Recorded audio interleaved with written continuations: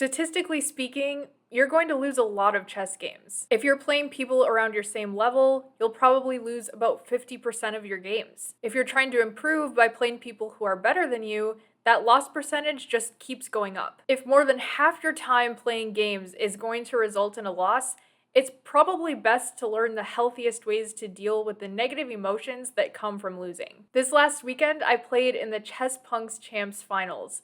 It was a knockout, and I lost my first match 2-0. Now, I didn't have any grand expectations for myself going into this tournament, just given the strength of everybody else in my section, but of course, it doesn't feel great to spend weeks preparing for an event like this, only to have it end with a goose egg result. The lead up to this tournament was a great experience. I got to prepare with a coach, specifically prep for my opponents, and share my lessons learned. I felt like I had become a stronger player in the process, but my results didn't really reflect that. And that's okay. One of my favorite quotes relating to chess is, "The master has lost more games than the amateur has even played." I think it is so important to look at a couple of lost games in the context of the bigger picture. For the vast majority of players, barring like world champion contenders, one loss or one bad tournament isn't going to define your chess career. It's simply a stepping stone on the road to improvement. For me, I also try really hard not to hype up a certain event in my mind to be more significant than it needs to be. When this tournament was over, yeah, I was sad and disappointed with my result, but I was able to shift my focus to other goals and events that I had coming up in the future. I found it really important to have multiple chess things that I'm working towards simultaneously, so that when one ends, I have more to look forward to right away. Also, taking breaks has been really crucial for me after tournaments, no matter what the result is. I found that if I immediately go and try to analyze my games or play more games, I just feel burnt out. So other than preparing for this video, I really have not done anything else chess related this week. I'm excited to get back into things, but I found that I really need that mental reset to avoid perpetuating the frustration. And while it's good practice not to completely suppress negative feelings, I found it helpful to move on more quickly from the disappointment after a loss by focusing on the positive things that happened in the game. For example, in this tournament, I felt really prepared. I even prepped an opening that I'd never played in a tournament before, and I survived. I was also really proud of my time management. I didn't waste time overthinking early in the game, and I saved my time for critical moments. And other than recovering from a computer meltdown moments before the tournament was about to start, I ended up feeling really calm and focused during my match. I felt that I did my best. My opponent just outplayed me. I really like this article from Psychology Today that discusses how to cope with losing. Here are some of the key points. The pain of losing can lead to exaggerated thoughts. The key is not to focus on those thoughts as absolute truths. Pain and disappointment are not unique to individuals. Remembering this during times of loss helps to curb loneliness and isolation. It can be easier to get through emotional pain if one aims to grow from it rather than merely survive it. This last one has become my main point of focus since I started becoming serious about my chess. Losing is learning. I don't like the frustration and disappointment that comes with losing. Nobody does. So I'm going to try to fix the mistakes that cause those feelings so that I don't experience that same kind of loss in the future. I like the way Chess Von Doom on Twitter puts it. I'll make better mistakes tomorrow. So in that spirit, let's take a look at one of my games and I'll explain how I'm going to learn from my mistakes here. So this was the second and final game in the match. I had just lost the first game with the white pieces playing the white side of a French defense, which was exciting for me because I normally don't play e4. But that's not the game we're going to focus on. We're going to look at this one. So the opening, pretty basic stuff. I did prepare specifically for this opponent with some moves that I normally wouldn't play, like this bishop out to f5. But I think this is just sort of general good practices in this d4 opening with the fianchettoed bishop over here. We have a few more moves. My opponent brought his queen out to b3.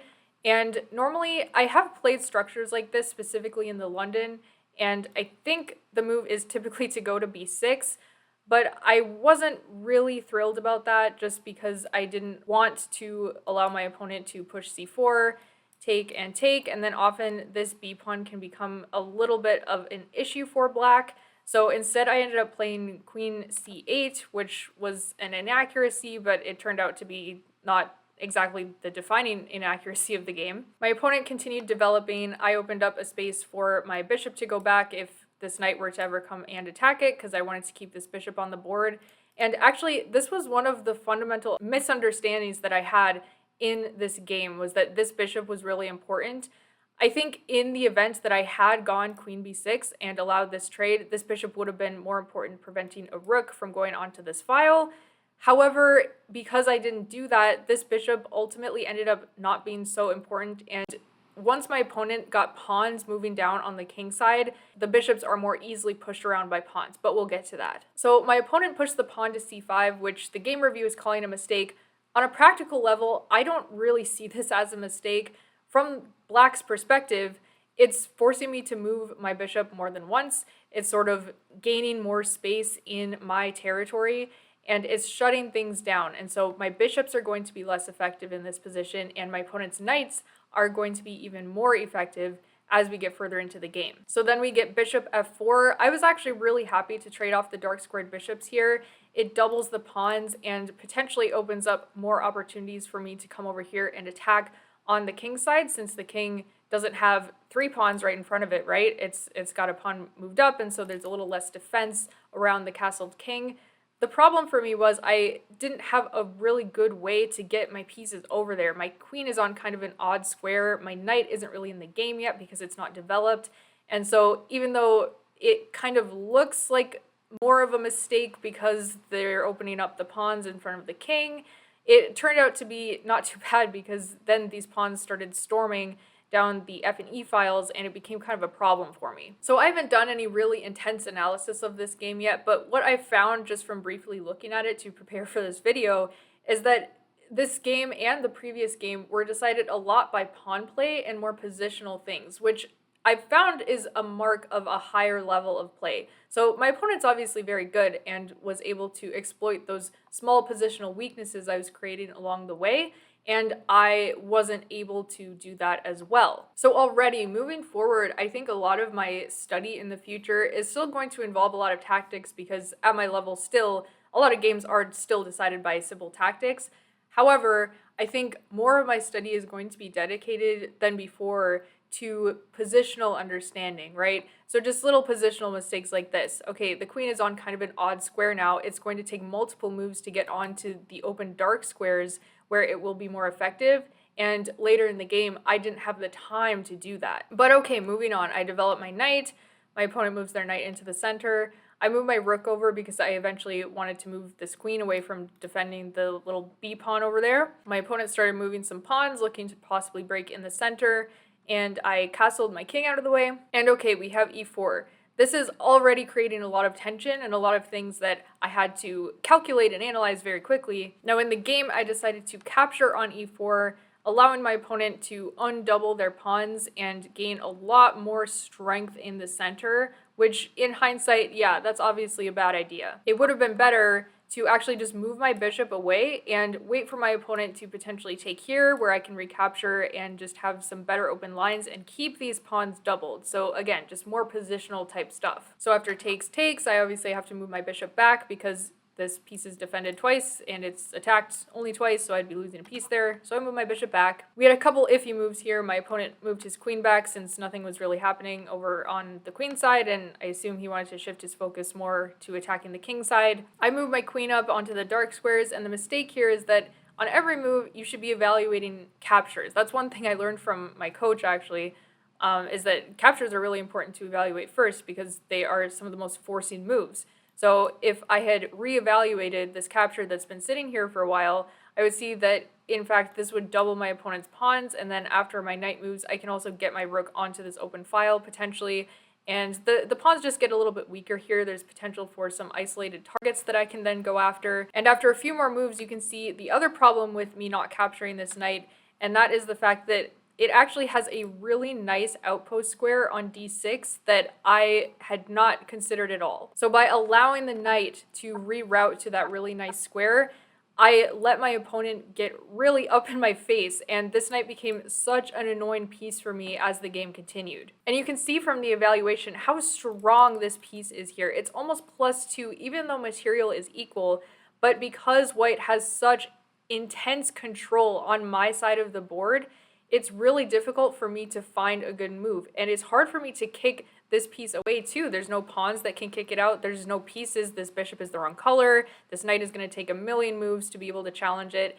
And it's just really difficult to play here. And that also gives my opponent time while I'm trying to break out of this mess that I've created for myself to start slowly building up an attack against my castled king. And so we have a few more moves here. I attempted to break down the pawn chain, but of course, even after this quick trade, it's still extremely strong here in the center. My opponent also now has a passed pawn here that could potentially become kind of a liability for me if he's able to continue pushing it up the board. So I blocked that temporarily with my knight. My opponent swung his rook over, and now the attack is starting to really ramp up. It's just really hard for me to break out of this little prison on the other side of the board. But I got my rook to an open file. I'm potentially coming up to the 7th rank to maybe threaten some things against the king. It's funny, white's king honestly doesn't look that safe right now if you were to just look at it at a glance, because it has almost no pawns in front of it, and my king theoretically looks a lot safer because of all the pawns and pieces surrounding it. But in all reality, these open files are going to work against me in the long run. And that's simply because I just don't have any pieces that can come over and attack this king, and my opponent's just a lot faster getting over and attacking my king. So if you look at the clocks, this started off as a 15-minute game. We're both playing blitz at this point, so we both made some good moves, we both made some not so good moves, but my opponent's attack was just a lot faster, and it was harder for me to calculate exactly how to continue my potential threats. I got my major pieces too far away to defend my king, and with all these open files, I essentially ran out of time, but it felt like a completely lost position even then. So overall, I honestly felt really good about this game. I felt like I played as well as I could, and it was really just some positional mistakes that came back to bite me. So how I'm going to practically learn from this game is incorporating more positional material, study material, into my long-term study plan. This was also an opening that I was not as familiar with, at least the specific line that I was playing, and so I'm also going to try to understand a little bit more of the middle game plans and how to avoid just getting scrunched into the corner like I did in the game. And at the end of the day, this was just a fun event. I really enjoyed preparing for it over the last month or so, having coaching sessions and seeing other folks also preparing for it. I have to give a massive shout out to Neil Bruce, who really got this one rolling and worked with Chessable and Chess.com to make this happen for